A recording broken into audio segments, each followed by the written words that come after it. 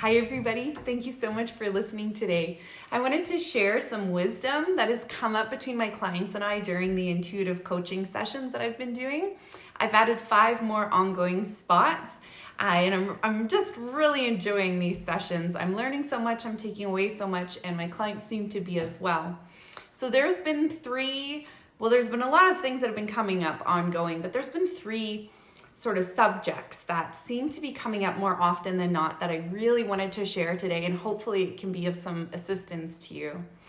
The first one that I wanted to share is this reminder maybe for yourself or validation if you've thought of it before around boundaries in your own intuition or psychic abilities. If you've heard me talk about spirits or deceased loved ones visiting, and it can get a little nerve-wracking, or you might feel something or someone around you, and I've often said, if you're uncomfortable with it, remember that you can just say, hey, I'm not really comfortable with that, great grandma, can you give me some space today? Or can you not show up in that way? And we have this power to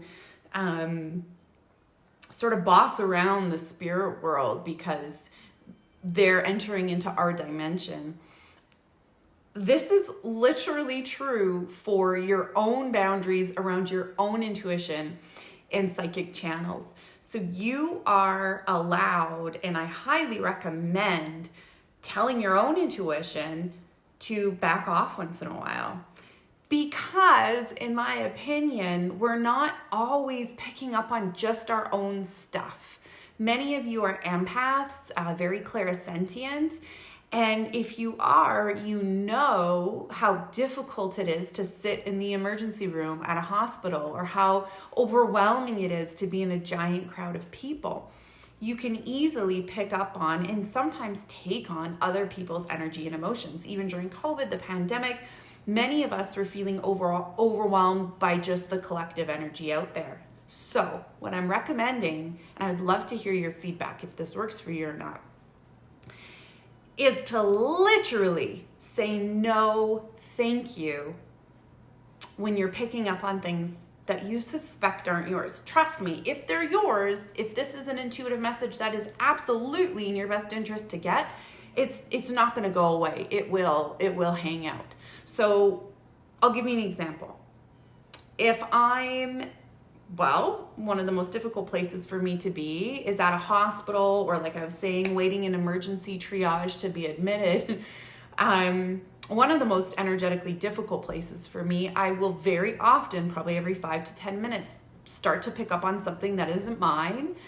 Maybe I start to get a bit of anxiety and tightness in my chest, and I will literally say to myself in my own mind, okay, I feel that tightness, I feel that anxiety. This is not mine. It is of no use to me, and I cannot help anyone feeling this. Please go away. I know it sounds too simple, but it works. I start to feel pain in my body somewhere. Even if I just suspect it's not mine, like, oh, I just got lower back pain. I never get lower back pain. Or I got a headache out of nowhere. I don't get headaches. Check in. Even then, if you're still not sure after checking in, say it. Okay, headache, I'm not sure where you came from. It feels energetic. I don't think it's mine. Please go away. Because if it's in your highest good to know, feel, hear, sense something, it will come back. If it's a real physiological experience, it won't go away. But more often than not, when we're aware of taking something on that's not ours, ask for it to go away. Recognize it. That's step 1. Recognize it. Oh, hello, sadness that is not mine. I am not in need of you. You are not helping me or anyone else. Go away. You're not mine. And it'll go away. Okay, so that was the first one. Second one, I want to talk about safeguarding your gifts and your identity.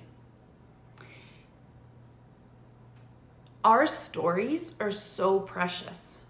Our stories of our gifts are even more precious. Our identity, how we feel about ourselves, who we think we're becoming is so precious. And for me, it's like a little newborn baby. It's meant to be kept so well wrapped and nourished and nurtured, and not just handed over to a perfect stranger. And this is how I want you to think about yourself. If you meet someone for the first time and you're growing spiritually and they start a conversation of saying, "Hi, I'm Mike. I'm a CEO of a real big special company and I live in a really big special place." Oh, why that came to mind. Anyways, let's pretend this. You're introducing yourself to Mike. And then you feel the pressure to come back and say, "Oh, hi, I'm a Reiki master and I practice crystal therapy." And maybe that sounds in your mind before you say it a little overwhelming, and you might be putting yourself out there to be vulnerable. Don't say it, but not because you're hiding your true self. And this is where it gets really important. You're not hiding your true self. You're choosing who you share that gift with. So then my clients have been saying, "Okay, Diana, but then what do I say?" Well, why do you have to say anything? Why do you have to identify yourself that way? Secondly, what if you say, "Hi, I'm Diana, and I'm gestating on who I am right now. I'm figuring it out. Well, I do a little bit of this and a little bit of that, and the rest is quite a journey right now." You don't owe anyone that story. So this is my other recommendation in sort of epiphany lately. Safeguard your gifts and your identity. Share that story and those really beautiful little bits of yourself with only those who have earned it, that deserve it, and will also take care of it in a really good way. The last one that I wanted to share, which many of you are very, very aware of, is the power of asking for guidance. I wanted to share this from a very different perspective that has been coming up for a lot of my clients, and to those that know I'm referring to you, thank you, because the clarity around this has been amazing. When we're waiting for that intuitive guidance, that divine guidance, those synchronistic, serendipitous moments where everything lines up and you go, "Oh, yeah, I'm on the right track. This is where I'm supposed to go."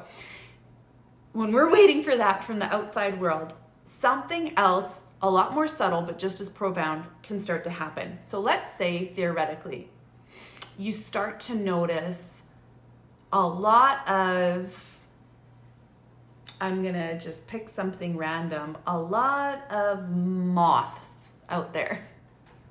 I was thinking, not butterflies, that's too obvious. So let's say you start to notice a lot of moths out there in the world, okay? Dusk and dawn, you're seeing these furry little butterflies flying around.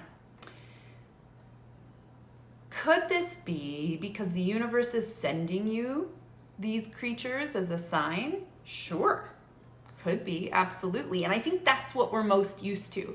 But could it also be that you're picking up on a vibration, a frequency out there, because you asked for help. You asked for help and clarity on something, and then the universe sent you an answer as a frequency, as a vibration, and it just so happens to vibrate with moth medicine. You could apply this to anything. There's deer in Calgary, for example. There's deer that walk around in Calgary all the time. I've grown up here, but maybe just as late, I've seen them a lot more, or I've recognized them a lot more, and they seem to have a different quality.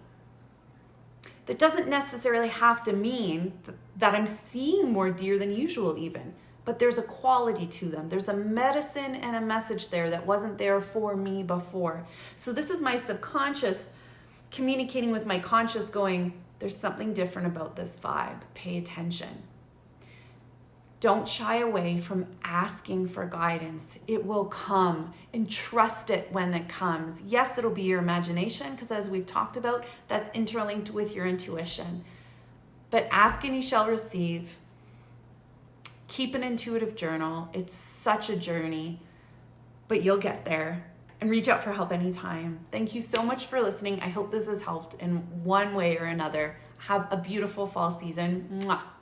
Love you, everybody. Bye.